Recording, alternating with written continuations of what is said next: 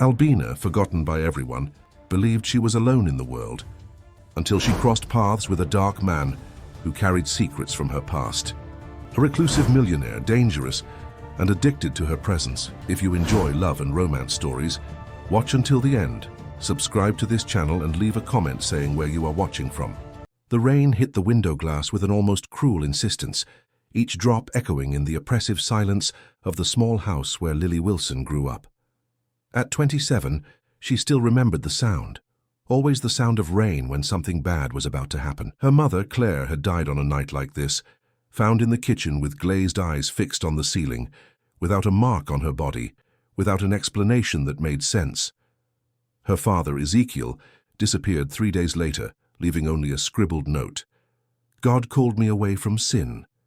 Lily carefully folded the last clothes remaining in the closet and placed them in the worn suitcase. 27 years in that house in Oak Ridge had been enough, more than enough. Since birth, she had been treated as an error of nature. Her translucent, almost transparent skin, hair white as raw cotton, eyes of such a light blue that they seemed to contain clouds. The severe albinism she carried wasn't just a medical condition. It was a mark that separated her from the world. She remembered the endless afternoons locked in her room, hearing children playing in the street, while her mother repeated like a mantra, "You can't go out, Lily. The sun will hurt you. People will hurt you." And they did hurt her, even when she tried. The looks loaded with fear, disgust, morbid curiosity, the whispers that followed her in the few moments when she dared to appear in public. "Look over there. What a strange thing. Looks like a ghost." Her father, a man of distorted faith, was certain that Lily was divine punishment. "God marks sinners," he used to say, his small dark eyes fixed on her as if he could exorcise her appearance through his gaze. "Your mother must have done something terrible for God to send a daughter like this." Claire never responded, just lowered her head and held Lily against her chest, whispering words of comfort that sounded more like apologies. The only escape Lily found was in notebooks, pages and pages filled with everything she felt and everything she would never have the courage to experience. In them, she created worlds where her skin was venerated, not feared, where men desired her, where her body was a temple, not an aberration. She wrote about impossible loves, about hands that touched her without trembling, about gazes that saw her as a woman, not as a strange creature. At 16, she discovered she had a particular talent for capturing human pain in words. Her accounts of loneliness, rejection, the desire to be loved were raw and visceral. A teacher, the only one who didn't treat her like an exotic animal, suggested she write professionally. But Ezekiel burned the first manuscripts he found. "This is the devil's work," he said, "the flames consuming months of work. Women should stay quiet." It was around this time that Lily found the trunk in the attic, belongings of her mother that she had never seen, old photographs, letters in delicate handwriting, simple jewelry, and at the bottom a handheld mirror with an intricate silver frame. When she looked into it for the first time, she was startled. Her image didn't appear, just the background of the room, as if she were transparent. Claire found Lily holding the mirror, and for the first time in years, she smiled. "It was your grandmother's," she said, touching the frame with reverence. "Helen was like you. Moon skin, snow hair. They said she had the gift of seeing things that others couldn't see." Lily asked what had happened to her grandmother, but Claire changed the subject, as she always did when the topic was dead relatives. During the following years, Lily developed a strange relationship with the mirror. Sometimes when she held it, she saw flashes of images she didn't recognize. An albino woman in old clothes, dense forests, bonfires in the night. She thought they were dreams, or perhaps hallucinations caused by medications for her skin. She never told anyone. Claire's death changed everything. Finding her that morning, motionless in the kitchen, her open eyes fixed on the ceiling as if she had seen something terrible, broke something inside Lily. The doctor spoke of cardiac arrest, but there was no explanation for the expression of panic frozen on her mother's face. And 3 days later, when Ezekiel disappeared leaving only that cryptic note, Lily understood it was time to leave. She sold the house for a pittance to a realtor who barely looked at her, took the money, the few clothes she owned, the notebooks of a lifetime, and the trunk with her mother's things. At the last moment, she also kept her father's note. Something about those words bothered her, away from sin, sounded more like fear than faith. The journey to the small cabin in the Blue Ridge Mountains was long and silent. Lily had chosen that place almost by chance, seeing an advertisement for a cabin to rent in a region surrounded by lush forest. Isolated. Perfect for those seeking peace, the ad said. It was exactly what she needed, a place where no one knew her, where she could finally try to live. The cabin was small and rustic, with wooden walls and a porch that opened directly to the forest. The owner, a woman named Mrs. Nelson, had been surprisingly sympathetic on the phone, not asking questions about Lily's appearance. "Everyone here is different, my dear," she said when Lily discreetly mentioned her condition. "Nature embraces all." When she finally arrived, carrying her few possessions, Lily felt something strange in the air. The forest seemed alive in a way she couldn't explain. The sounds were different. Birds that sang at unusual hours, wind that whispered among the leaves as if carrying secrets. And there was something more, a feeling that she was being watched. That first night, alone in the cabin, Lily opened one of her notebooks and began to write. The words flowed like never before, as if the place awakened something dormant inside her. She wrote about new beginnings, about the fragile hope that was being born in her chest, about the feeling that perhaps finally she could be free. The first weeks in the cabin brought a peace that Lily had never experienced before. She woke to the sound of birds, not with her father's screams or her mother's muffled crying. She spent mornings writing on the porch, protected by the shade of the trees, observing how the light filtered through the leaves created dancing patterns on the wooden floor. For the first time in her life, her skin didn't seem like an impossible burden to carry. The nearest village was a 15-minute walk down a narrow trail. Pine Haven was one of those places forgotten by time, where houses still had large yards and everyone knew each other. Lily always did her shopping late in the afternoon, when the sun was lower, wearing a wide-brimmed hat and long-sleeved clothes. The residents looked at her with curiosity, but without the cruelty of the looks in Oak Ridge. Here, she was just the new woman who rented Mrs. Nelson's cabin. It was Ben, the owner of the small market, who first warned her about the sounds of the forest. "You don't get scared by noises at night, do you?" he asked while packing her groceries. "The woods here are, how can I say, very alive, especially on full moon nights." Lily laughed, thinking the man was trying to scare her for fun. But that same night, she heard them. They were low moans, as if wounded animals were calling for help. Sometimes, heavy footsteps circling the cabin. Lily would curl up in bed, pulling the sheets up to her chin, trying to convince herself it was just her imagination working. But the sounds were too real, too constant, and there was something more disturbing. Whenever she heard these noises, she felt as if something was calling her outside. During the day, she carefully explored the surroundings. The forest was dense and wild, full of trails that seemed to lead nowhere. She found flowers she didn't recognize, trees twisted into impossible shapes, small improvised shrines with melted candles and offerings that someone left there. When she asked Mrs. Nelson about this, the owner changed the subject. "Those are old things, my dear, traditions that came with the first settlers." But it was on a Thursday afternoon when she was returning from the market that Lily saw the woman in the forest for the first time. It was just a glimpse between the trees, a female figure with very white skin, long light hair, wearing something that looked like a period dress. Lily blinked and the figure had disappeared. She thought it might be a trick of the light, but the image remained etched in her mind. There was something familiar about that face, something that made her remember the old photographs in her mother's trunk. That night, she had the first vivid dream. She dreamed she was the woman from the forest, walking barefoot along a trail lit by torches. Other women followed her, all albino, all dressed in white. They sang a song that Lily didn't recognize but whose melody seemed to have known forever. In the dream, they reached a clearing where there was a giant mirror buried in the earth. One by one, the women looked at themselves in the mirror and disappeared as if they were absorbed by the glass. When it was her turn, Lily saw in the mirror not her face, but that of her mother, Claire, whispering, "You came to the right place." She woke with a start, her heart beating erratically. It was dawn, and through the window she could see that it had started to rain. A heavy, violent rain that hammered the cabin's roof with fury. Lily got up to close the windows better when she heard it. A sharp, desperate scream coming from the road. Without thinking, she grabbed a flashlight and ran outside. The rain soaked her in seconds, sticking her clothes to her body and making her white hair cling to her face. The dirt road was turning into treacherous mud, and that's where Lily saw it. A large capybara, clearly injured, trying to drag itself to the side of the track. It must have been hit by a passing car. The animal moaned in pain, one of its hind legs visibly broken. Lily approached slowly, speaking softly so as not to frighten it. "Easy, I'll help you," she whispered, kneeling in the mud. The capybara looked at her with large, frightened eyes, but didn't try to escape. Perhaps it was too weak, or perhaps it sensed that Lily posed no danger.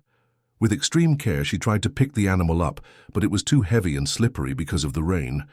That's when the headlights appeared around the bend, a dark pickup truck driving slowly because of the mud. Lily waved desperately, hoping the driver would stop to help. The vehicle slowed down and parked a few meters ahead. The door opened, and from it descended a tall man, wearing a leather jacket that the rain transformed into a second skin. Even in the downpour, Lily could see that he was disturbingly handsome. Dark brown hair stuck to his forehead, strong jawline, broad shoulders. But it was his eyes that hit her like a punch, green, a dull green like old leaves, and loaded with an intensity that made her feel completely exposed. He looked at her for a long moment, as if processing something impossible to understand. "Need help?" His voice was deep, husky, with an accent she couldn't identify. Lily nodded, pointing to the capybara. "It's hurt. I think it was hit." The man approached unhurriedly, completely ignoring the rain that was soaking them. He knelt beside the animal and examined it with sure, experienced hands. "Broken leg, but it will survive if we take proper care," he said, passing his arms under the capybara with a surprising gentleness for someone his size. "Do you live around here?" Lily pointed in the direction of the cabin. "I have a space where I can care for it. Can you help me take it there?" He nodded without saying a word, carrying the animal to the pickup. Lily climbed into the passenger seat, still trembling from cold and adrenaline. The interior of the vehicle smelled of wood and wet earth, and there was something more, a masculine perfume that made her dizzy. During the short journey to the cabin, neither of them spoke. But Lily felt the weight of his glances, as if he were memorizing every detail of her face. When they arrived, he carried the capybara to the covered porch and carefully deposited it on a blanket that Lily had brought. With precise movements, he examined the wound again and improvised a splint with pieces of wood he found in the yard. Lily watched him, fascinated. There was a competence in his gestures that suggested experience with injured animals. "She'll be fine," he said finally, cleaning his hands, which were stained with blood, on a towel. "But she'll need care for a few weeks." Only then did Lily realize that she didn't even know his name. "I'm Lily," she said, extending her hand. He looked at her for a moment before touching her fingers with his. "Gabriel," he answered, and his voice sounded as if he were testing his own name. The touch lasted longer than it should have. Lily felt an electric current running up her arm, something she had never experienced before. Gabriel also seemed to feel it, because his eyes intensified even more, studying her face as if it were a puzzle he urgently needed to solve. Gabriel stayed until dawn. Lily prepared coffee while he finished caring for the capybara, which now slept peacefully on the improvised blanket. The rain had stopped, leaving in the air that sweet smell of wet earth and washed leaves. When she offered the steaming cup, their fingers touched again, and Lily felt the same electric shock as the night before. "You're not from here," said Gabriel, more as a statement than a question. He was leaning against the porch railing, his green eyes fixed on her with an intensity that made her feel simultaneously vulnerable and powerful. Lily shook her head. "I came from Oak Ridge. I needed a fresh start." He nodded as if he perfectly understood what she meant by that. "And you? Are you from around here?" Lily asked, curious to know more about the man who had appeared in the storm like an apparition. Gabriel hesitated before answering, running his hand through his still damp hair. "I was born here.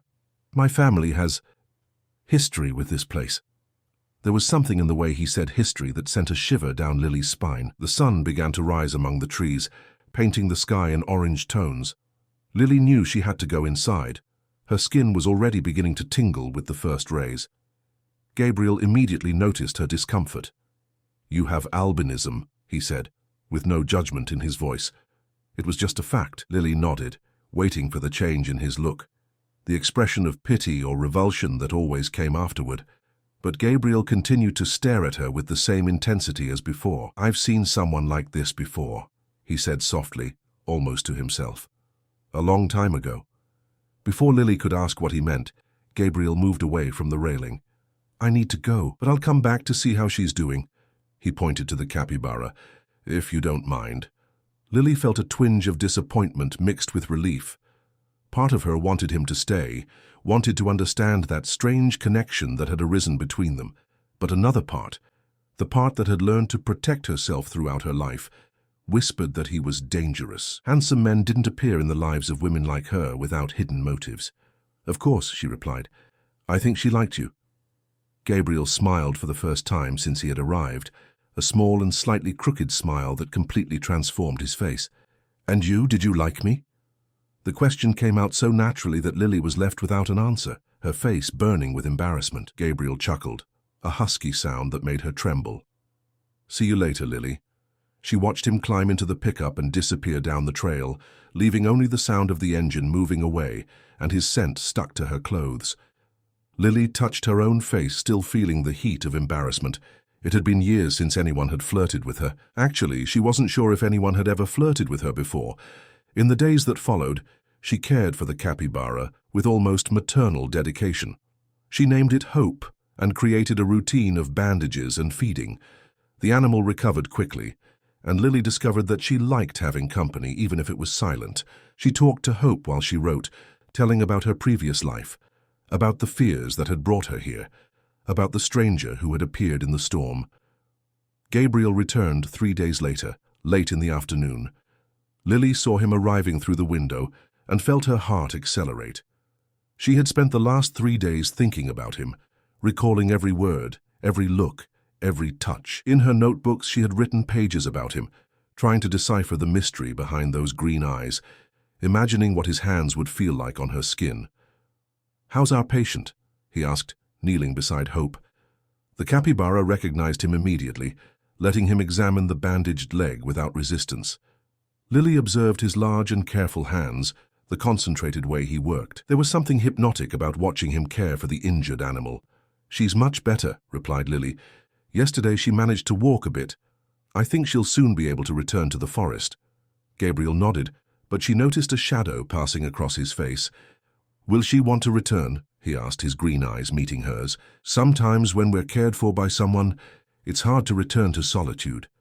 The question carried a weight that Lily felt in her chest. They weren't just talking about the capybara. "It depends," she replied slowly, "on how much freedom is worth to her." Gabriel smiled that crooked smile again. "And for you? How much is your freedom worth, Lily?" She didn't know how to answer. All her life, she had dreamed of freedom. Freedom from cruel looks, from rejection, from forced isolation. Now that she finally had it, she discovered that freedom could be a lonely thing. "I'm finding out," she said finally. Gabriel stayed for dinner. Lily cooked a simple meal, rice, beans, sautéed meat, but he praised it as if it were the best banquet in the world. They ate on the porch, under the soft light of candles that Lily had lit to keep the mosquitoes away. The conversation flowed naturally, but Lily noticed that he always diverted whenever she asked about his family or what he did for a living. "I work with family business," he said vaguely when she insisted. "Boring things, inheritance, paperwork, properties." But there was something in the way he said properties that sounded strange to Lily, as if the word carried a weight he didn't want to share. After dinner, he helped her wash the dishes. They worked side by side in the small kitchen, and Lily was intensely aware of his presence. The heat emanating from his body, the smell of his skin, the way his arms brushed against hers when they reached for something in the sink. It was a sweet torture, an awakening of sensations she had locked away long ago. "Can I ask you something?" said Gabriel suddenly, drying his hands on a dish towel. Lily nodded, nervous. "Why did you come here? To such an isolated place?" The question was legitimate, but Lily hesitated. How to explain a lifetime of rejection, of hiding, of being treated as an aberration? "I was tired of being seen as a mistake," she said finally, her voice low. "Here I can just be myself." Gabriel came closer, getting so near that Lily could see the small scars that marked his hands, the golden specks in his green eyes. "You're not a mistake," he said, his voice husky. "You're extraordinary." The word hit Lily like lightning. No one had ever called her extraordinary. Strange, different, problematic, yes, but extraordinary. Gabriel slowly raised his hand as if asking permission and touched her face with his fingertips. Lily's skin burned under the touch, but not from pain, from something completely different, something that made her want to lean into the palm of his hand. "Your skin is like porcelain," he murmured, his fingers tracing the line of her jaw. "For your eyes are like melting ice." Lily closed her eyes, lost in the sensations that his touch awakened. She had never been touched like this, with reverence, with desire. "Gabriel," she whispered, not quite knowing what she wanted to ask. He leaned in, bringing his face closer to hers. Lily could feel his warm breath against her lips, could see every detail of the green eyes that hypnotized her. For a moment it seemed he was going to kiss her, but then he abruptly backed away, running his hands through his hair in a gesture of frustration. "I should go," he said, but he didn't move. Lily opened her eyes, confused by the sudden change. "Should you?" she asked, her voice coming out more vulnerable than she intended. Gabriel looked at her with an intensity that made her tremble. "If I stay," he said slowly, "it won't be easy for you to send me away afterward." Gabriel's words echoed in the air between them, laden with a promise that Lily didn't know was a threat or salvation. She observed him in silence, seeing the internal struggle reflected in his green eyes. There was something in him that seemed torn between approaching and fleeing, between protecting her and consuming her. Lily made the decision for both of them. "Then stay," she said, her voice barely a whisper. "Just for today." Gabriel closed his eyes for a moment, as if making a silent prayer or taking an irreversible decision. When he opened them again, there was a different determination there, something primitive that made Lily's stomach twist with anticipation. They settled in the small living room, Lily curled up at one end of the sofa, Gabriel occupying the other end. But even with the physical distance, she could feel the tension vibrating between them like a stretched cord. They tried to watch television, but neither paid attention to the screen. Lily was hypnotically aware of his every movement, the way he ran his hand through his hair, how he leaned forward, resting his elbows on his knees, how his eyes always returned to her. "Tell me about your writing," he said suddenly, breaking the heavy silence. Lily was surprised. "How do you know I write?" Gabriel pointed to the notebook scattered on the coffee table. "It's hard not to notice. You write all the time. About what?" Lily hesitated. Her notebooks were her most intimate space, where she put all the thoughts and desires she would never dare share with anyone. "About life, about feelings, about things I'd like to experience but never have." Gabriel leaned forward, genuinely interested. "May I read something?" The request threw her into panic. In the notebooks were erotic dreams, fantasies about men who desired her, confessions about her sexual loneliness, about how she imagined being touched, loved, possessed. "No," she replied too quickly. "It's too personal." Gabriel smiled understandingly, but she noticed how his eyes lingered on the notebooks with a curiosity that made her feel exposed. At midnight, when Lily began to yawn, Gabriel got up to leave. "Where do you live?" she asked, realizing she knew nothing about his life beyond his name. "Not far," he responded vaguely, "on a family property." Once again, that mysterious evasion that only increased her curiosity. At the door, he hesitated. "Lily," he said, his voice strangely formal, "have you been dreaming of anything strange since you arrived here?" The question caught her off guard. "Why do you ask that?" Gabriel studied her face in the dim light of the porch. "This place has a particular energy. Sometimes it awakens things in people. Memories, dreams, visions." Lily thought of the dreams with the albino woman, the apparitions in the forest, the mirror that didn't reflect her image. "Dreams," she admitted softly. "Very vivid dreams." Gabriel nodded as if he had been expecting that answer. "If the dreams become too intense," he said, "find me. I understand these things better than most people." After he left, Lily couldn't sleep. Lying in bed, she replayed every moment of the night, every look, every word loaded with double meaning. Her body was awake in a way she hadn't experienced in years. When she finally fell asleep, she dreamed that Gabriel returned, entered the cabin uninvited, found her writing in bed, and read over her shoulder all the intimate fantasies she had created about him. Gabriel began to appear regularly, always late in the afternoon, always with some excuse, checking on Hope, bringing something that might be useful, offering help with small repairs to the cabin. Lily knew they were pretexts, but she didn't mind. His presence transformed her chosen isolation into something closer to peace. He had a particular way of looking at her that made her feel beautiful for the first time in her life. It wasn't pity or morbid curiosity. It was pure desire, genuine admiration. When Lily wore lighter dresses because of the heat, she saw his eyes traveling over her bare legs, lingering on the curve of her breasts under the thin fabric, and for the first time, instead of hiding, she showed herself. She began to wear clothes that highlighted her body, to leave her hair loose falling down her back, to walk barefoot around the house when she knew he was coming. It was on one of these afternoons that Lily decided to show him her mother's mirror. She had just related another strange dream. This time, she had dreamed she was at an elegant party, but all the people had blurred faces except for an albino woman who observed her from afar. Gabriel listened with an attention that bordered on obsession. "There's something I want to show you," she said, taking the old mirror from the trunk. "It was my grandmother's, or at least that's what my mother said." When she offered the object to Gabriel, he recoiled as if he had received a shock. "Where did you get this?" His voice came out strangely tense. "It was among my mother's things. Why? Do you know this mirror?" Lily held the object against her chest, suddenly possessive. Gabriel didn't respond, just stared fixedly at the silver-worked frame as if he had seen a ghost. "Gabriel," she insisted. "Sorry," he said finally, passing his hand over his face. "It's just that it's very similar to one I've seen before, a long time ago." He extended his hand. "May I see it?" Lily hesitated, but eventually handed over the mirror.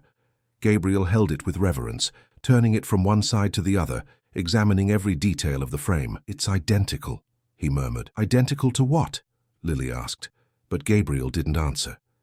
Instead, he held the mirror in the correct position and looked into it. His expression changed completely. His eyes widened, his breathing became more rapid. "What are you seeing?" Lily approached to look over his shoulder, but all she saw was the normal reflection of both of them on the surface of the glass. "Nothing," said Gabriel too quickly, returning the mirror to her. "It's nothing. It just reminded me of stories I heard as a child." But Lily knew he was lying. He had seen something in the mirror, something that had deeply shaken him. "What kind of stories?" she insisted. Gabriel stood abruptly and began to pace the room like a caged animal. "My family has a complicated history with this region," he said finally. "For generations we've lived here, and for generations strange things have happened." He stopped pacing and faced her. "You need to know, Lily. You need to understand where you are." "Then tell me," she said, her heart accelerating. Finally, she was going to discover the secrets behind those green eyes. Gabriel sat again but kept his distance, as if he needed space to breathe. "In the 40s and 50s, several women disappeared in this region, all with characteristics similar to yours." Lily felt a chill down her spine. "What do you mean by similar?" Gabriel looked her directly in the eyes.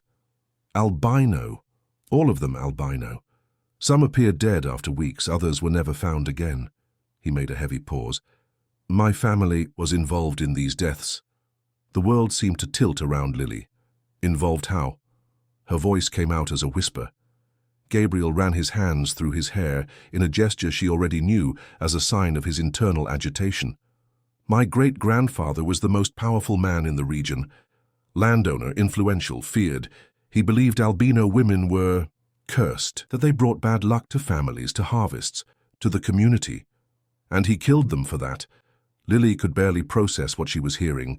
The man she was falling in love with was a descendant of someone who murdered women like her. Gabriel nodded, guilt weighing in every line of his face.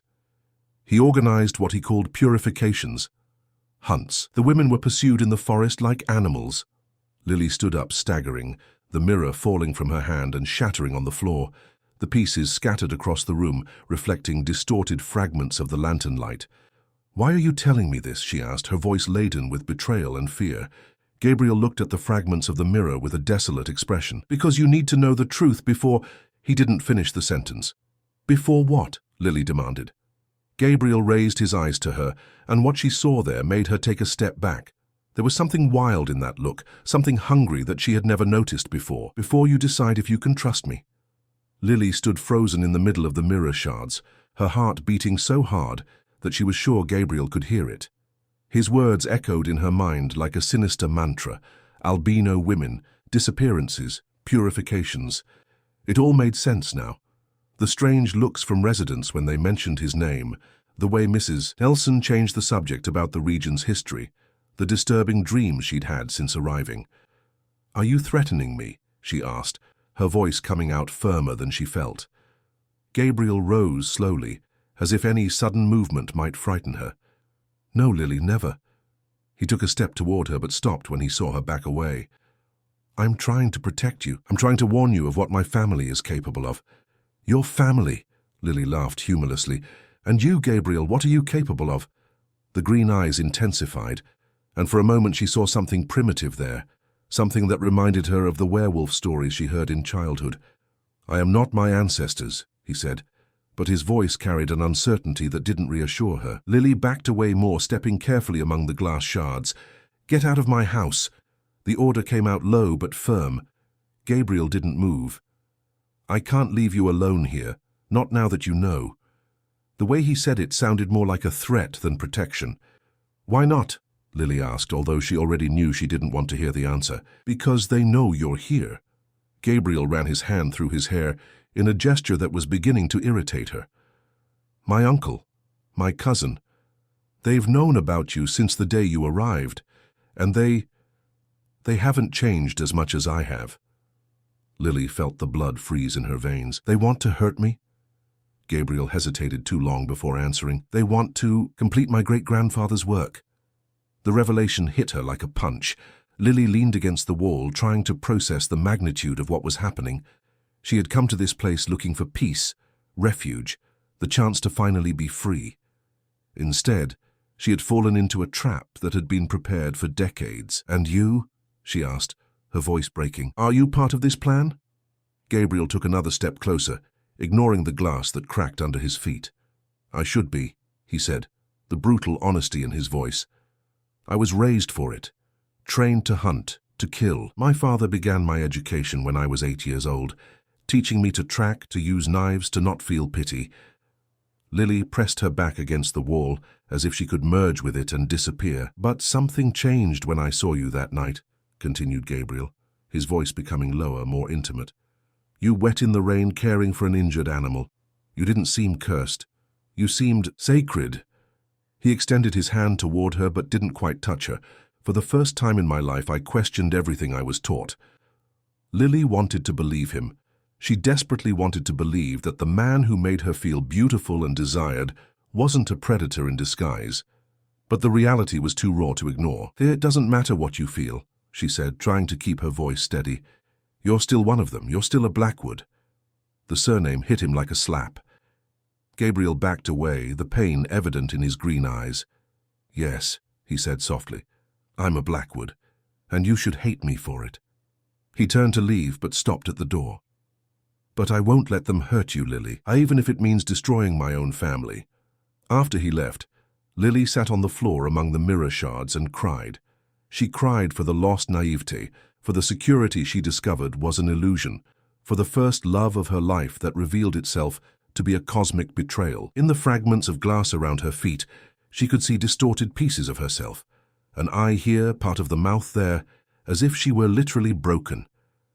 It was then that she noticed something strange. One of the larger shards didn't reflect her image, but something else. Lily leaned in to look more closely and saw on the surface of the glass the face of the albino woman from her dreams. This time the woman seemed to be trying to speak, moving her lips without sound. Lily carefully picked up the shard and held it closer to her face. "What are you trying to tell me?" she murmured. As if she had heard, the woman in the mirror moved her lips more slowly, articulating each word. Lily read her lips. "He is not like them, but beware of the others."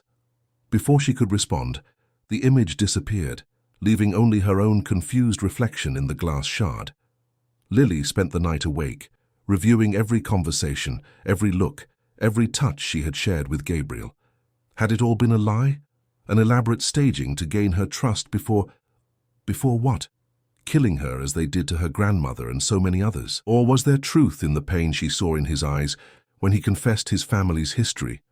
The next morning she decided to investigate on her own. Hope was already well enough to walk, so Lily took her back to the forest and took the opportunity to explore the less-known trails. If she was going to die in this place, at least she would die knowing the truth. It was on a particularly dense trail that she found the first signs. Improvised crosses made of tied branches, some so old they barely held together. There were no names, but Lily knew what they represented: improvised graves, markers of the women who had died there. She counted 17 crosses along 3 kilometers of trail. Late in the afternoon, when she was returning to the cabin, she saw Gabriel's pickup parked in front. He was sitting on the porch with such a desolate expression that for a moment she felt sorry for him. But the pity didn't last long when she noticed he had a gun on his belt, a discreet pistol, but visible to someone who knew where to look. "I came to say goodbye," he said when Lily approached. "I'm leaving the region tonight." She studied him, looking for signs of lies. "Running away?" she asked. Gabriel shook his head. "Distancing myself. From you, from them, from this whole situation. It's the only way to keep you safe." Lily sat on the porch step, maintaining a safe distance. "And what if I don't want you to go?" The question came out before she could contain herself. Gabriel looked at her in surprise. "After everything I told you yesterday, you still want me to stay?" Lily thought of the crosses in the forest, of the woman's reflection in the mirror, of the loneliness that would return to envelop her if he left. "I don't trust you," she said finally. "But I also can't pretend I don't feel anything. And if you're telling the truth about wanting to protect me—" She paused, gathering courage. "Then protect me. Stay and protect me." Gabriel closed his eyes as if in physical pain. "You don't know what you're asking." "Then show me," said Lily, standing up and approaching him. "Show me who you really are. Take me to your house. Introduce me to your family. Let me decide for myself if you're a predator or a protector." Gabriel opened his eyes, and what she saw there made her tremble. It was pure desire, mixed with something darker that she couldn't identify. "If I take you there," he said slowly, "there's no guarantee you'll leave alive." Lily leaned forward, getting so close she could feel the heat emanating from his body. "And if I stay here alone," she replied, "there's a guarantee I'll die." Gabriel studied her face for a long moment, as if he were memorizing every detail. "All right," he said finally. "But first, I need to tell you the rest of the story, about what really happened to the albino women, and about why you specifically are in danger." Lily nodded, preparing herself for more devastating revelations. "They weren't just murdered, Lily. They were sacrificed. My family believed that the blood of albino women guaranteed prosperity, power, protection against enemies." The revelation hit her like an icy wave. "And you still believe that?" Gabriel looked her in the eyes, the raw truth stamped in every line of his face.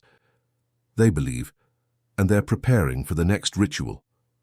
The word ritual echoed between them like a death sentence. Lily felt her legs weaken and leaned against the porch railing to avoid falling.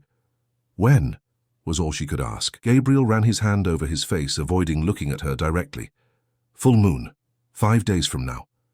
The date fell on her like a stone in the stomach. "Why are you telling me this?" Lily asked, her voice trembling. "Why don't you just leave me, ignorant and happy, until the time comes?" Gabriel finally faced her, and what she saw in his green eyes surprised her. It wasn't coldness or guilt, but a fierce determination that made her heart accelerate in a completely inappropriate way for the situation. "Because I have a plan," he said, standing up and approaching her, "but it will require you to trust me completely. And after what I've told you, I know that's asking too much." Lily laughed humorlessly. "Trust the man whose family wants to use me as a human offering? You're right, that is asking too much." Gabriel came closer, getting so near that she could feel the heat of his body. "My family is expecting me to deliver you to them, for me to confirm that you are suitable for the ritual." The words came out loaded with disgust, as if he hated having to pronounce them. "But if I show up there with you dead, they'll have to look for someone else, and that could take years." Lily backed away, finally understanding where he was going. "You want to pretend you killed me?" It wasn't a question. Gabriel nodded. "It's the only way to permanently remove you from their sights, at least until I can come up with a better plan." She shook her head violently. "No, absolutely not. I will not participate in any macabre staging with you." "Lily, listen." Gabriel tried to approach again, but she raised her hand to stop him. "No, do you think I'm an idiot? That I'll believe that you, a Blackwood raised to be a killer, suddenly became my savior?" Her voice came out louder than she intended, loaded with all the accumulated frustration and fear. "Then what do you propose?" Gabriel asked, his patience clearly running out. "That you run? They'll hunt you to the ends of the country, that you hide? For how long can you live looking over your shoulder?" He was right, and Lily hated to admit it. "Call the police? My family has tentacles at all levels of local government." Lily sat on the porch step, her head in her hands. All her life had been a sequence of impossible choices, and now she found herself facing the worst of all. "And if your plan goes wrong?" she asked, without raising her head. "And if they discover it's a staging?" Gabriel knelt in front of her, forcing her to look him in the eyes. "Then we die together," he said with brutal simplicity. "But at least you will have fought. At least you will have chosen your destiny, instead of surrendering like a lamb to the slaughter." There was something in the way he said this that touched a deep chord within her. All her life she had hidden, submitted, accepted the role of victim that others imposed on her. How would it work? She asked, hating herself for considering the idea. Gabriel sat beside her on the step, careful to maintain a respectful space between them. "You die in an accident. Drowning would be the most convincing. Your body would never be found. I take evidence to my family. They stop looking, and you restart your life elsewhere with a new identity." Lily thought about the proposal, turning it from all possible angles. "And you? What do you gain from this?" Gabriel took time to respond, as if he were internally debating how much of the truth to tell. "Freedom," he said finally.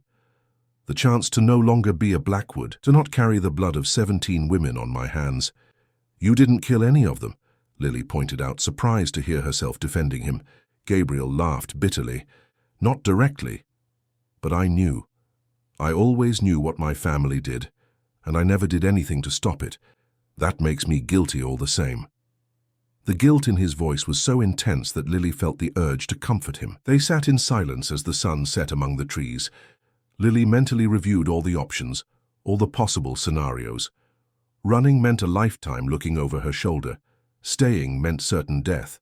Gabriel's plan was risky, but at least it offered the possibility of a future. "There's one thing I don't understand," she said finally. "Why does your family believe so much in this ritual? Is it just superstition, or is there some real basis?"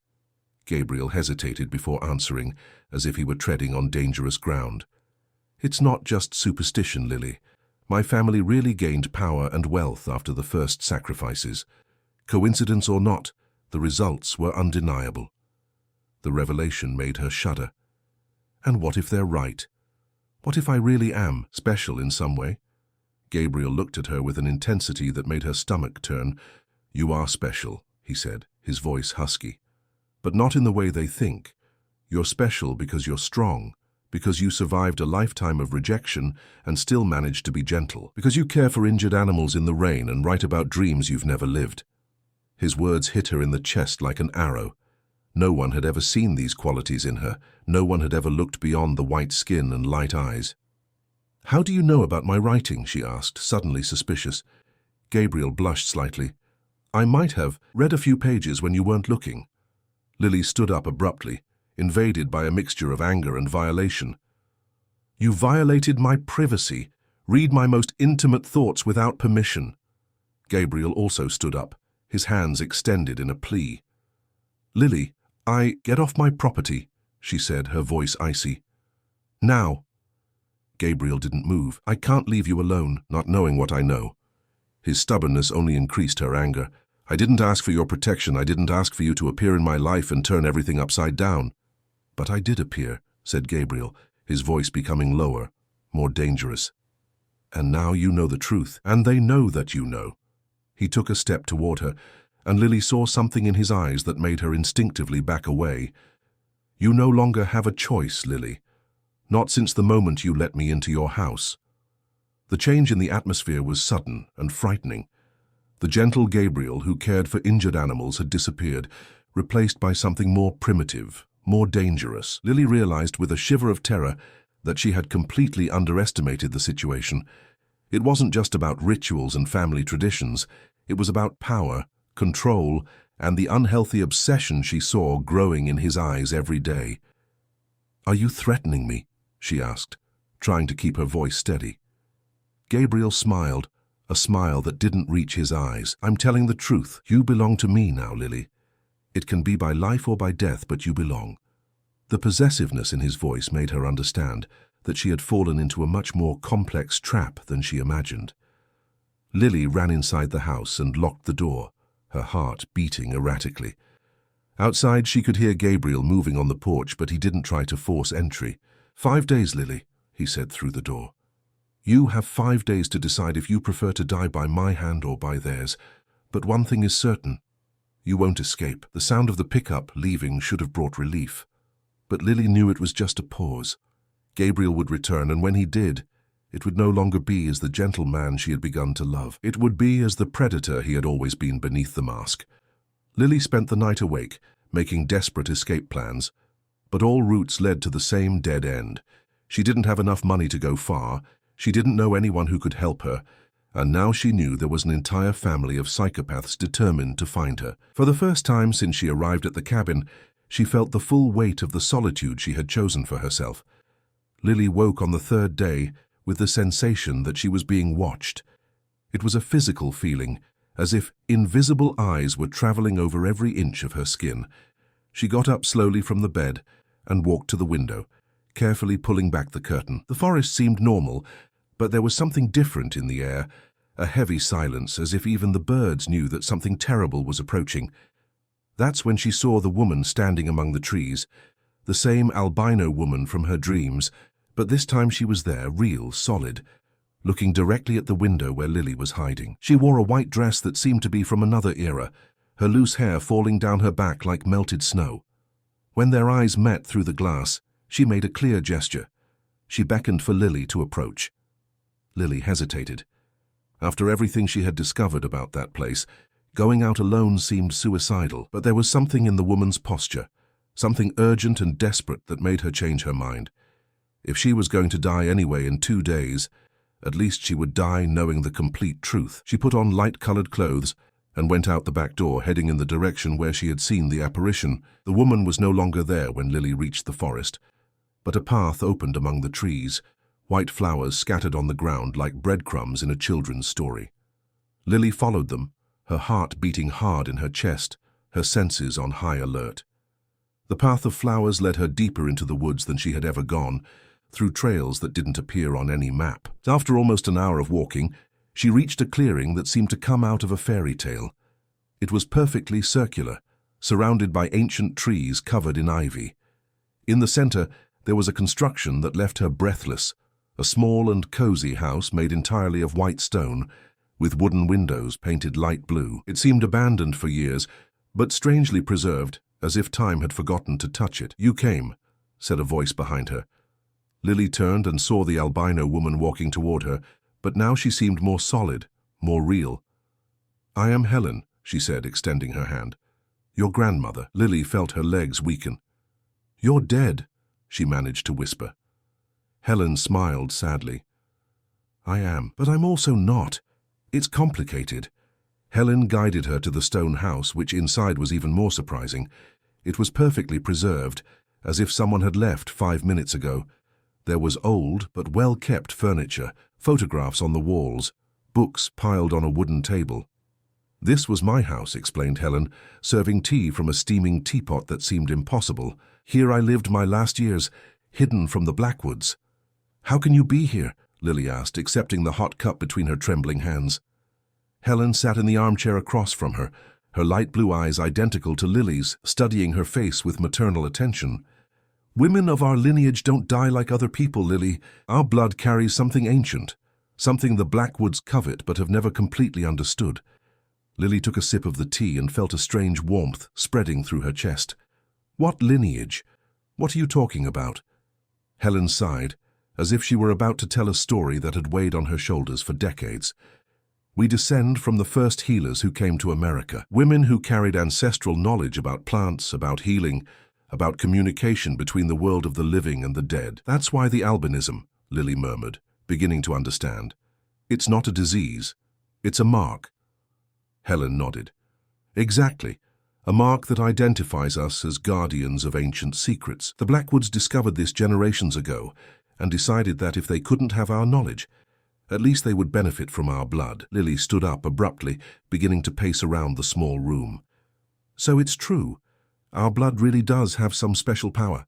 Helen observed her with a maternal expression. It does and it doesn't. The power is not in the blood itself, but in our connection to energies that most people can't access. When the Blackwoods spill our blood in rituals, they're trying to steal that connection. And do they succeed? Lily asked, though she already feared the answer. Helen shook her head. Temporarily, for a few years, they prosper, gain influence, accumulate wealth, but the stolen power always turns against them eventually. That's why they need new sacrifices regularly. Lily stopped pacing and faced her grandmother. How many of us have they killed? The question came out laden with pain. Helen closed her eyes for a moment. 17, counting me. All women of our family spread across generations. Your mother, Claire, managed to escape because she married young and moved far away, but they never stopped looking.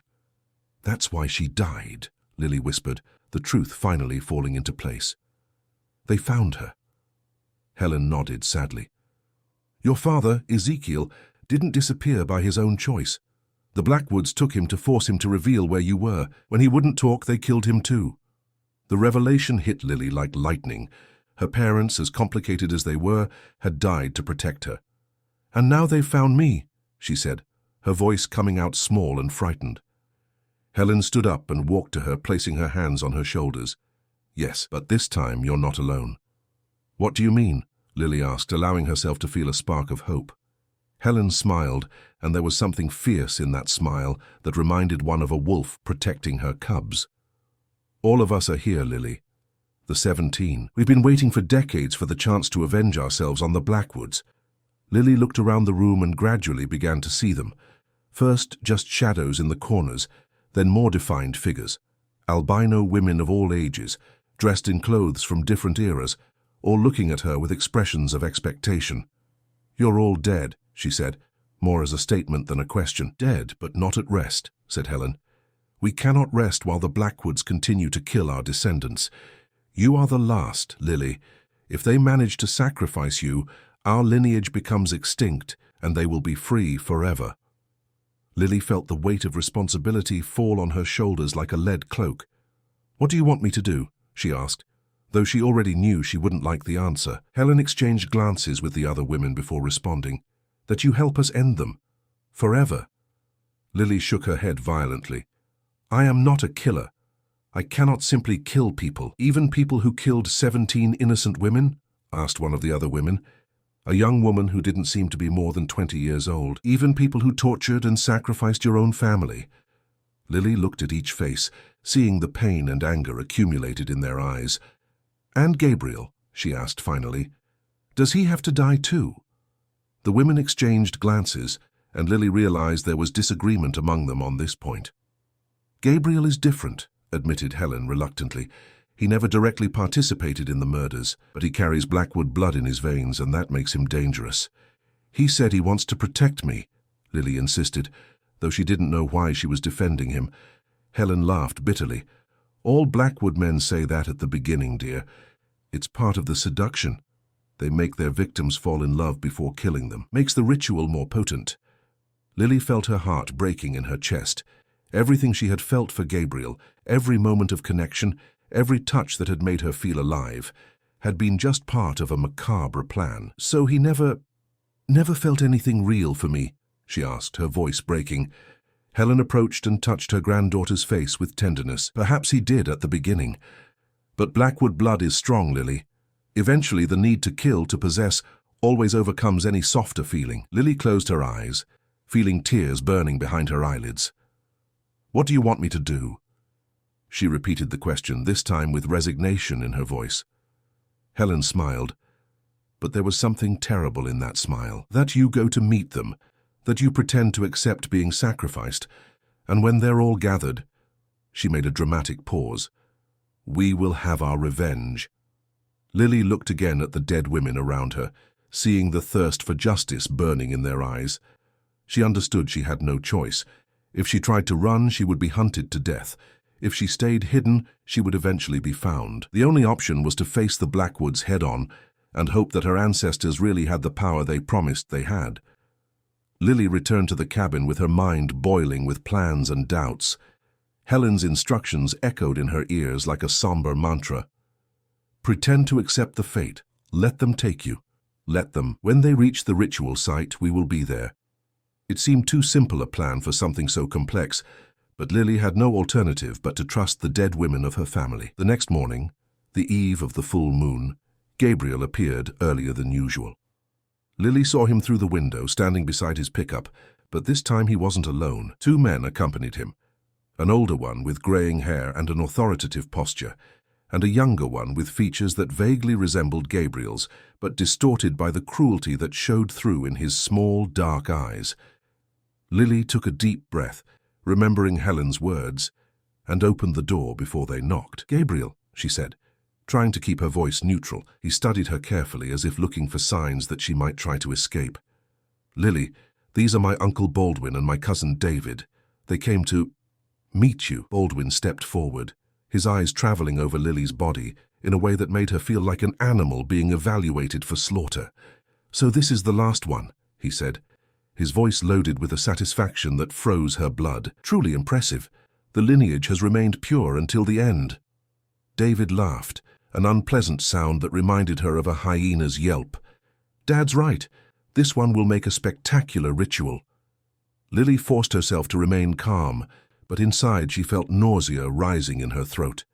These men spoke about killing her as if it were the most natural thing in the world. "Gabriel told me about the family tradition," she said carefully, "and about my role in it." Baldwin raised an eyebrow, surprised. "Did he? How interesting." He looked at his nephew with an expression Lily couldn't decipher. "And what else did my dear nephew tell you?" Lily felt she was being tested. "That you believe my blood can bring prosperity to the family, and that it's my destiny to contribute to that." The smile that spread across Baldwin's face was genuinely terrible. "What an intelligent girl. And what is your position on your destiny?" Lily looked at Gabriel, who averted his gaze, and then back at Baldwin. "I've spent my entire life being rejected, persecuted, treated as an aberration. If my death can have some meaning, some purpose—" She left the sentence hanging, as if she were struggling with deep emotions. "Fascinating," murmured Baldwin. "A willing victim. This will make the ritual even more powerful." David clapped his hands like an excited child. "Can we take her now?" I was eager to begin the preparations. Lily felt a shiver of dread but forced herself to maintain a serene expression. "Not yet," said Gabriel suddenly, speaking for the first time since the introductions. "The ritual has to be on the full moon tonight. Taking her now would be precipitous." Baldwin studied his nephew with attention. "Developed some attachment to the merchandise, Gabriel?" The question was loaded with threat. "Of course not," replied Gabriel too quickly. "I just want to ensure everything is done correctly, as you always taught us." Baldwin nodded slowly. "Very well, but she comes with us now for the preparations.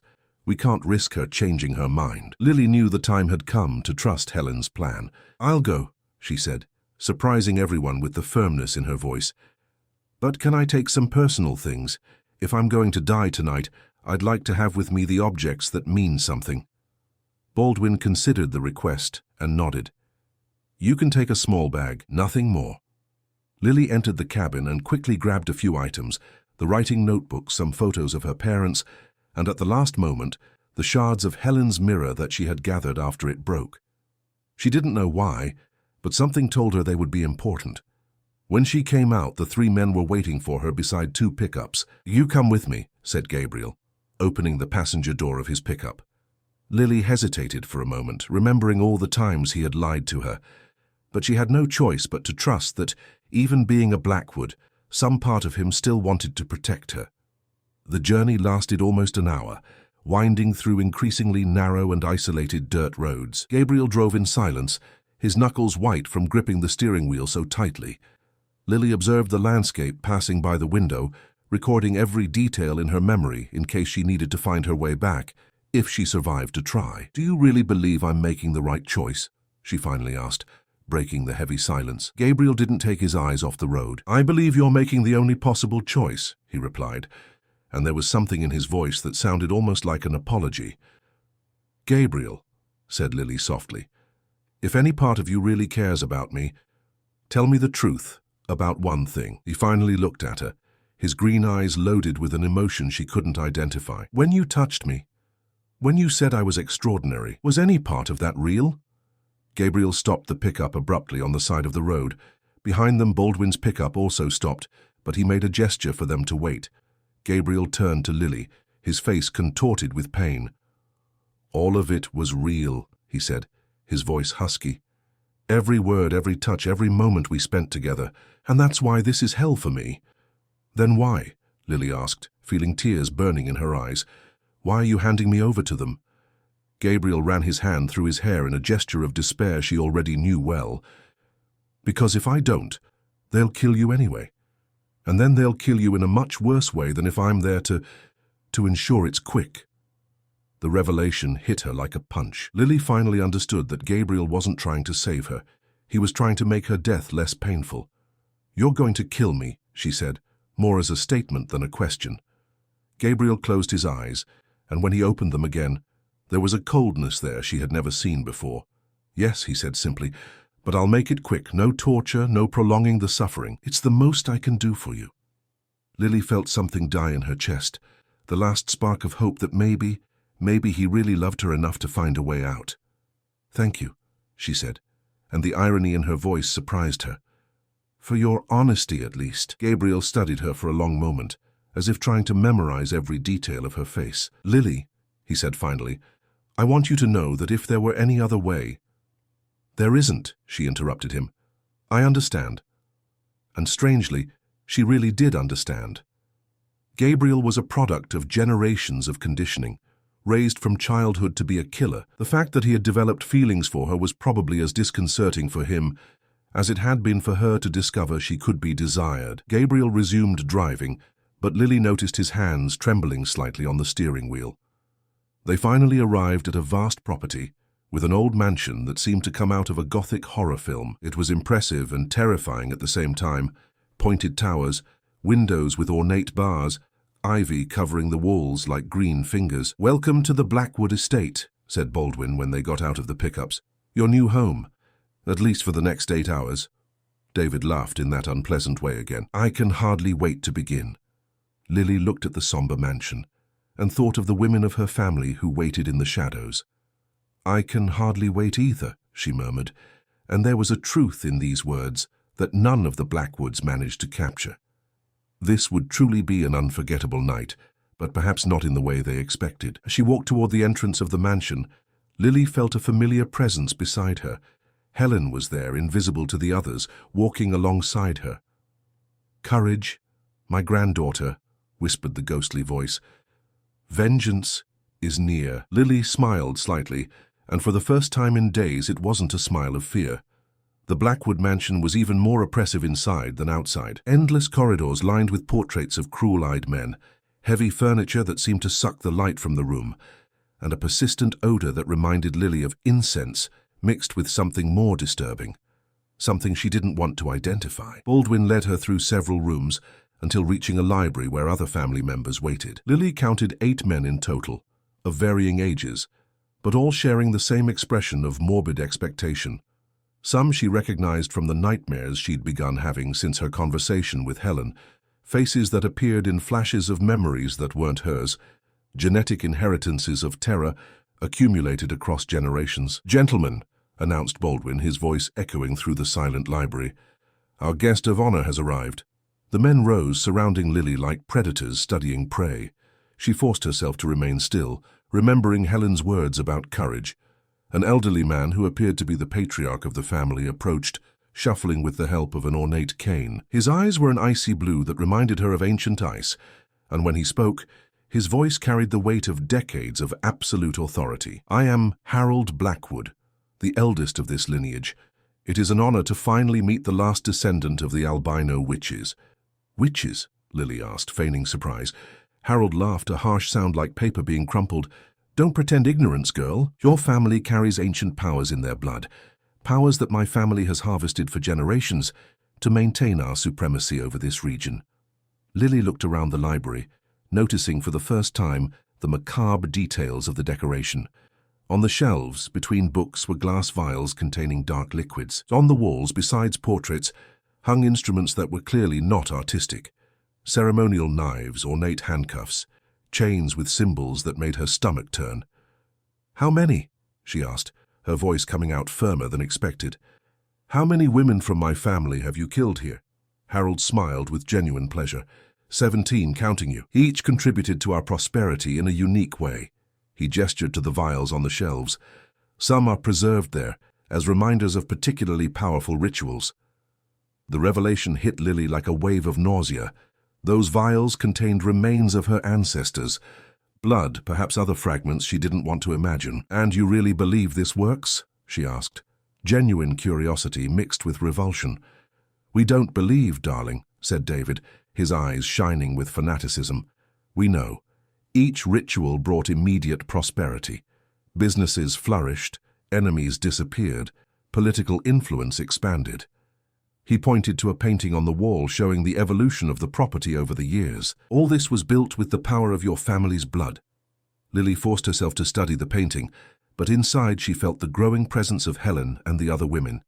They were gathering, invisible to the Blackwood's eyes, preparing for what was to come. "And after me?" she asked. "I'm the last. What happens when there's no one left to kill?" Harold moved closer, his breath heavy with whiskey and something sour. "Ah, but you won't be wasted quickly, my dear. We have extensive plans for you." Lily didn't like the suggestive tone. "What kind of plans?" Baldwin answered for him. "Your blood will be used in small doses over the years. A few drops here, a few there for minor rituals. You'll live long enough to serve us for a decade, maybe two." The prospect of prolonged torture made Lily tremble, but she disguised it as anxiety. "And when I can no longer contribute?" she asked, though she already knew the answer. "Then," said Harold with cruel pleasure, "you'll have the privilege of dying knowing you served a greater purpose." Lily looked at Gabriel, who had remained silent since they arrived. He stared fixedly at the floor, his fists clenched. The rest of the afternoon was spent in ritualistic preparations that Lily observed with morbid fascination. The men set up an altar in the center of the library, covering it with red fabrics and black candles. Sharp instruments were arranged with surgical precision, and circles were drawn on the floor with what appeared to be chalk mixed with dried blood. Lily was taken to a room upstairs to prepare. An elderly woman, introduced only as Nancy, brought a white dress that looked more like a burial shroud. "It's tradition," she explained with an emotionless voice. "The purity of the dress contrasts with the darkness of the ritual." While changing, Lily took the opportunity to examine the room. It was Spartan but clean, with only a bed, a dresser, and a barred window. Outside, she could see that night had fallen, and the full moon was beginning to rise in the sky. It was almost time. Nancy returned with a tray of food. "Eat," she ordered. "You need strength for the ritual." Lily looked suspiciously at the food. Bread, cheese, fruit. "Isn't it poisoned?" she asked. Nancy laughed dryly. "If we wanted to kill you with poison, we wouldn't need all this show." Lily ate mechanically without tasting anything. Her mind was focused on what Helen had promised, that the dead women would be there when the time came. But what if they didn't appear? What if it was all hallucinations caused by stress? She would be completely alone against 8 men determined to torture her to death. A soft touch on the window made her look up. A white owl had landed on the sill and was watching her with eyes that seemed too intelligent. For a moment, Lily had the impression that the bird nodded to her, but it must have been her imagination. At 11 at night, they came for her. Baldwin and David escorted her back to the library, where all the men waited dressed in red robes that made them look even more sinister. The altar was prepared, surrounded by candles that cast dancing shadows on the walls. "The time has come," announced Harold, his voice echoing solemnly through the room. "Lily Wilson, last descendant of the albino witches, are you prepared to fulfill your destiny?" Lily looked around the circle of expectant faces and nodded. "I am." Gabriel approached, holding silk ropes. "I need to tie you to the altar," he said softly, avoiding looking her in the eyes. "It's part of the ritual." Lily extended her arms, allowing him to tie her wrists. His fingers brushed against hers during the process, and she felt that he was trembling. "Gabriel," she whispered softly, for only him to hear, "be quick, as you promised." He finally looked at her, and what she saw in the green eyes surprised her. It wasn't coldness, but deep anguish. "Lily," he murmured back. "Silence," ordered Harold. "Let us begin." The men positioned themselves around the altar. Harold took one of the ceremonial knives, and Lily closed her eyes, concentrating on calling her ancestors. "Helen," she murmured internally, "if you're going to act, let it be now." The temperature in the room plummeted suddenly. The candle flames flickered as if an icy breeze had entered the closed room. The men looked around confused, but continued with the ritual. Harold raised the knife, pointing it at Lily's chest. "With this sacred blood," he began to chant, "we renew our power over this land. With this sacrificed life, we guarantee our prosperity for another generation." He began to lower the knife, but his hand stopped in midair, as if it had encountered invisible resistance. "What?" Baldwin murmured. And then all the candles went out at once, plunging the library into complete darkness. In the silence that followed, a female voice echoed throughout the room, cold, implacable, carrying decades of accumulated anger. "Enough," said Helen, and her voice seemed to come from all corners at once. 17 women is enough. This stops here."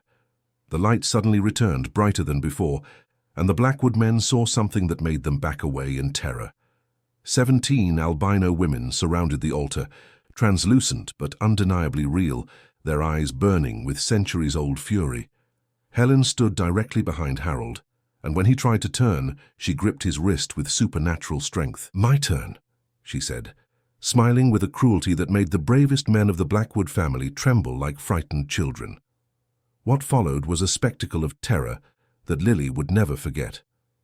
The 17 albino women moved with supernatural precision, each directed at a specific man of the Blackwood family. Helen kept Harold immobilized, while other ancestors surrounded Baldwin David and the others, their eyes shining with a light that was not of this world. "You spilled our blood for generations," said Helen, her voice echoing with spectral authority. "Now the time has come to pay the price." Lily watched fascinated as her grandmother forced Harold to kneel, the ceremonial knife now turned against himself. "No, please," begged the patriarch, all his arrogance disappearing in the face of the impossible.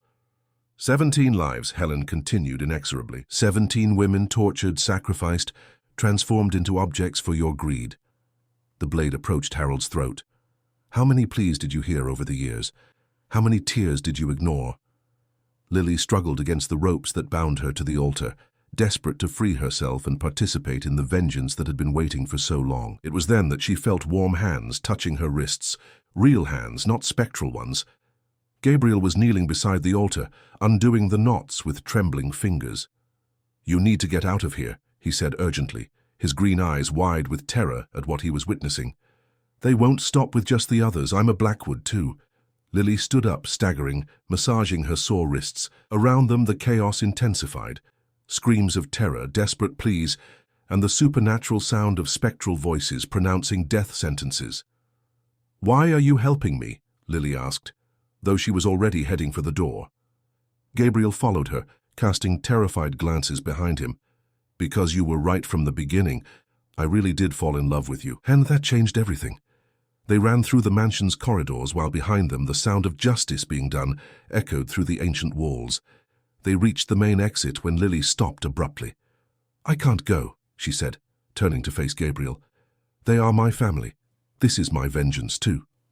Gabriel grabbed her by the shoulders, the desperation evident in his eyes. "Lily, they will kill anyone with Blackwood blood in their veins. That includes me." "And they should," she said, her voice coming out colder than intended. Gabriel recoiled as if he had been slapped. "You participated in this, Gabriel. Maybe you didn't kill directly, but you brought the victims. You lied to them, seduced them, delivered them for slaughter." Lily saw the pain spread across his face, but she felt no pity. "You're right," he said softly. "I deserve to die with them." He began to turn to go back to the library, but Lily held him by the arm. "Wait." Gabriel stopped, looking at her with a mixture of hope and resignation. Lily studied his face, the green eyes that had hypnotized her, the strong jaw she had dreamed of touching, the lips that had almost kissed hers. "You said you love me," she said finally. "Prove it." Gabriel looked at her confused. "How?" Lily took a deep breath, making the most difficult decision of her life. "Go away. Leave this region and never come back. Live with the weight of what your family did, but live differently. And if one day, some years in the future, I believe you've really changed, you'd look for me?" His voice came out laden with a fragile hope that made Lily's heart tighten. "Maybe," she answered honestly. "But first you need to prove you deserve a second chance." Gabriel nodded, understanding it was more than he deserved. "Lily," he said, approaching once more time. "May I?" She understood what he was asking, and surprising herself, nodded. Gabriel leaned in and pressed his lips against hers, a gentle kiss, full of regret and unspoken promises.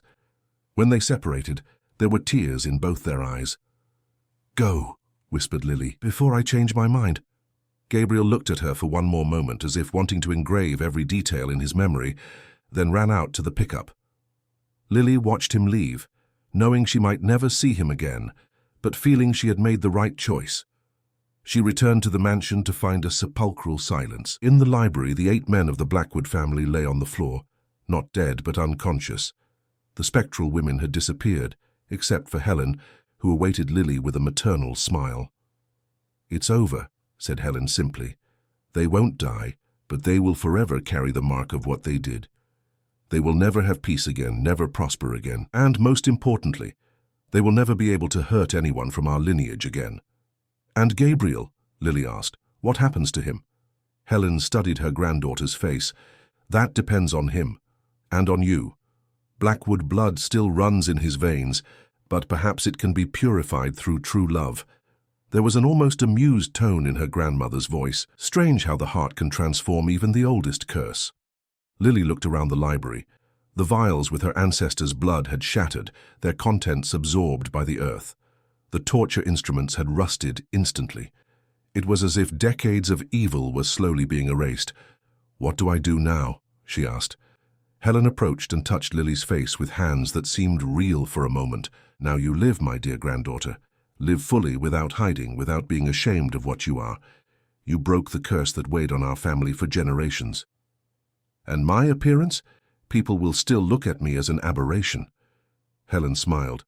"Some will, but others will see your unique beauty, your strength, your worth. And one day perhaps a man with green eyes and a repentant heart will return to show you that he has learned to love without possessing." Lily felt a peace she hadn't experienced in years, spreading through her chest. "Do you think he'll come back?" Helen began to fade, her form becoming more translucent.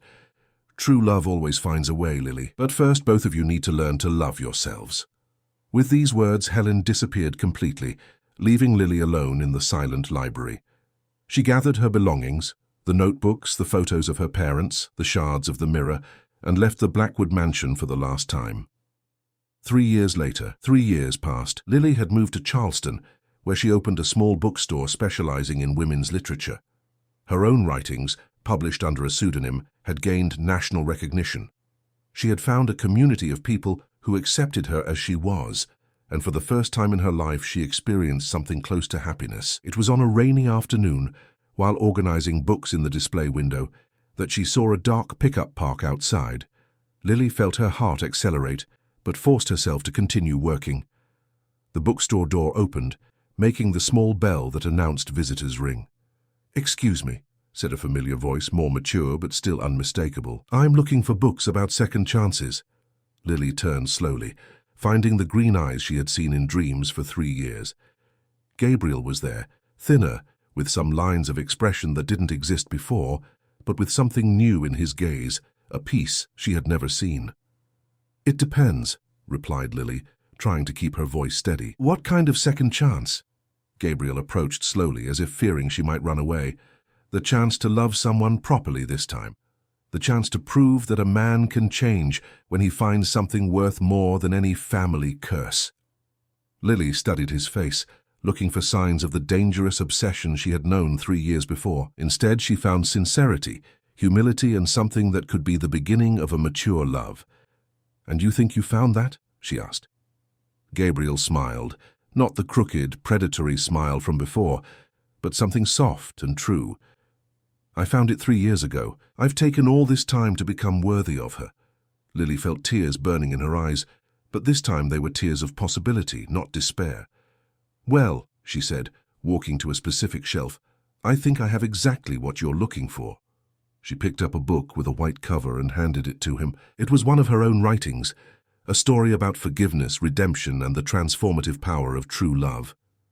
Gabriel looked at the book, then at her. "How much does it cost?" he asked. Lily smiled for the first time in 3 years, a genuine smile, full of hope. "A lifetime," she answered, "if you're willing to pay the price."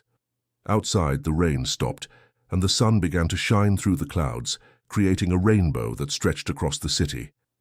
Lily looked out the window and, for a moment, was certain she had seen Helen smiling at her from across the street. Her grandmother waved once and disappeared, finally at peace. Lily was finally free. Free from the curse, free from fear, free to love and be loved. And perhaps, just perhaps, the man beside her had also freed himself from his own chains. Together, they could write a new story, a story of love that healed instead of destroyed, that elevated instead of possessed. The future stretched before them like a blank page, waiting to be filled with words of hope.